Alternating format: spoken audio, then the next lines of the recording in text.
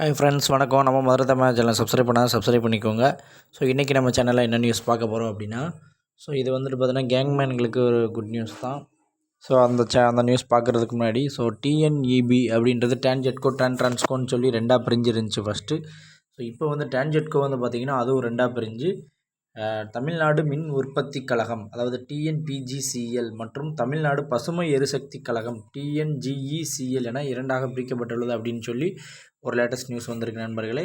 So வாங்க கேங்மேனுக்கு உண்டான latest news என்ன அப்படின்னு சொல்லி பார்க்கலாம். ஸோ இதான் ஃப்ரெண்ட்ஸ் கேங்மேனுக்கு உண்டான லேட்டஸ்ட் நியூஸ். ஸோ இதில் வந்து பார்த்தீங்கன்னா கேங்மேனுக்கு வந்து பார்த்தீங்கன்னா அவங்களுக்கு வந்துட்டு ட்ரான்ஸ்ஃபர் விருப்ப மாறுதல் அப்படின்னு சொல்லி அதுக்கு உண்டான ஒரு ட்ரான்ஸ்ஃபர் தான். ஸோ இதுலேயும் இந்த ஆர்டர் வந்து பார்த்திங்கன்னா மொழிபெயர்ப்பு பண்ணியிருக்கு. ஸோ மேலே வந்து பார்த்திங்கன்னா Tamil Nadu power and distribution corporation limited. So முன்பு டான்ஜெட்கோ, ஆல்ரெடி இதில் வந்துட்டு டான்ஜெட்கோவை கன்வெர்ட் ஆகிருச்சு. ஸோ இப்போ வந்து இதோட சப்ஜெக்ட் வந்து பார்த்திங்கன்னா ஸ்தாபன வகுப்பு 4 சேவை வழக்கமான பணி ஸ்தாபன கேங்மேன் இடமாற்ற விண்ணப்பங்களை கருத்தில் கொண்டு அறிவுறுத்துகள் தொடர்பாக வழங்கப்பட்டன அப்படின்னு இருக்காங்க.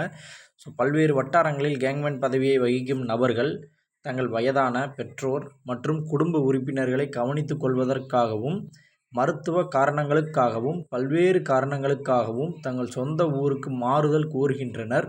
இதுவரை கேங்மேன் இடமாற்றம் அடிப்படையாகவே கருதப்பட்டது. பரஸ்பர பரிமாற்றம் மற்றும் மருத்துவ அடிப்படையில் விநியோக வட்டங்களின் அன்றாட வேலைகளை பாதிக்காத வண்ணம் எப்படி அவங்கள மாற்றுறது அப்படின்னு சொல்லிட்டு கீழே இன்ஸ்ட்ரக்ஷன்ஸ் கொடுத்துருக்காங்க.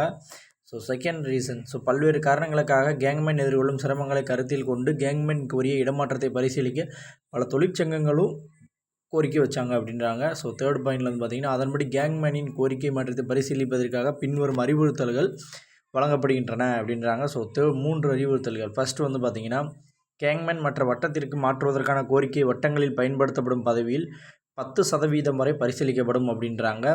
ஸோ நெக்ஸ்ட் வந்து பார்த்திங்கன்னா சுகாதார காரணங்களுக்காக ஏற்கனவே மாற்றப்பட்ட கேங்மேன்களின் எண்ணிக்கையை உள்ளடக்கிய 10% அதிகமாக மாற்றப்படக்கூடாது அப்படின்றாங்க.